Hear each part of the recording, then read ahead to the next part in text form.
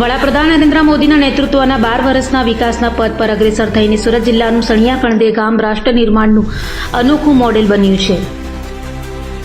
વડાપ્રધાન નરેન્દ્ર મોદીના નેતૃત્વ હેઠળ સમગ્ર દેશ જ્યારે વિશ્વાસ, વિકાસ અને જનકલ્યાણના સફળ 12 વર્ષની ઉજવણી કરી રહ્યો છે, ત્યારે સુરત મહાનગરપાલિકાની હદને અડીને આવેલું સણિયા કણદે ગામ કેન્દ્ર સરકારના વિકાસના વિઝનને જમીનની સ્તરે સાકાર કરતું એક ઉત્કૃષ્ટ ઉદાહરણ બનીને ઉભરી આવ્યું છે।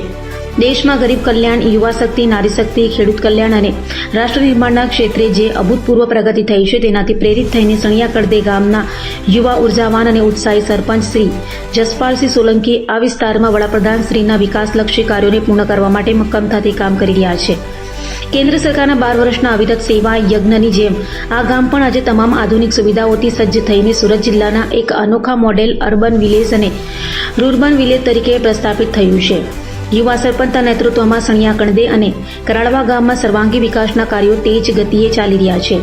હાલમાં સણિયા કણદે ગામમાં અદ્યતન પંચાયત ભવન, રોડ કનેક્ટિવિટી, અત્યાધુનિક સેનિટેશન સુવિધાઓ, ક્લોઝર ડ્રેનેજ લાઇન એટલે કે ભૂગર્ભ ગટર અને અંદાજે 12 કિલોમીટરની સર્કિટ ધરાવતી સ્ટ્રીટ લાઇટની સુવિધા ઊભી કરવામાં આવી છે।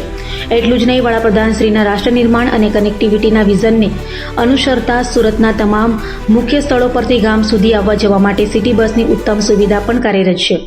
ગામના વિકાસમાં સોનામાં સુગંધ ભળે તેમ તાજેતરમાં જ ગત 31 જાન્યુઆરીના રોજ સણિયા કણદે તળાવ ખાતે સુવિધાયુક્ત પબ્લિક પાર્કનું નાયબ મુખ્યમંત્રી હર્ષ સંઘવીના હસ્તે ઉદ્ઘાટન કરવામાં આવ્યું હતું, જે ગ્રામ પંચાયતની આર્થિક સ્વનિર્ભરતાનું મોટું પ્રતીક બન્યું છે।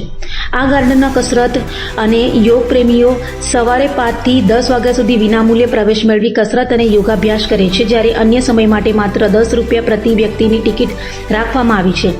આ વ્યવસ્થાના કારણે માત્ર 1 ફેબ્રુઆરીથી 5મી મે સુધીના ટૂંકા ગાળામાં અંદાજે 2.5 લાખ લોકોએ આ ગાર્ડનની મુલાકાત લીધી છે।